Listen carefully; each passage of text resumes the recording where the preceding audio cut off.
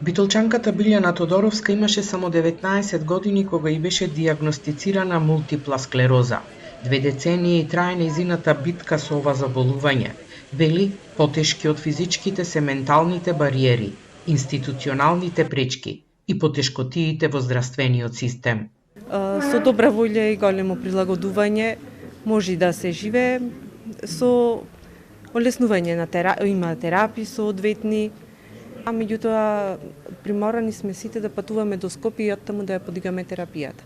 Дистрибуцијата до Битола е многу тешка. Секој месец да се патува, да се оди за терапија, а буквално е само 5 минути работа на клиника. И тоа е нешто што најмногу нервира и иритира. Во светот на секои 5 минути на некој му се дијагностицира мултипла склероза. Кај нас, иако нема регистар, сепак статистиките кои се на располагање покажуваат дека Македонија е во државите со висок ризик.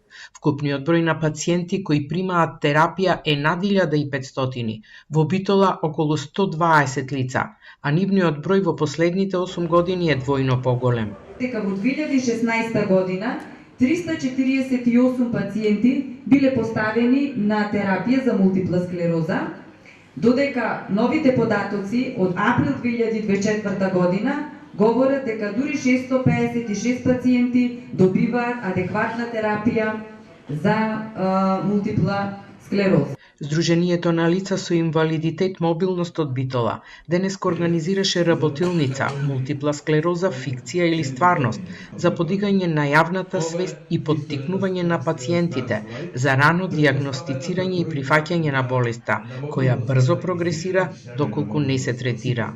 И ова самото себе прифаќање на состојба на болест, тие практично не сакат да го прифатат, ако ќе го прифатат на крај ќе биде нажалост доста досна. Организираме ваква средба да ја анимираме јавноста пред се државата дека овој проблем ќе биде уште потешок и ќе биде уште поголем и ќе продуцира, односно со голема прогресија на лица кои ќе бидат многу зависни.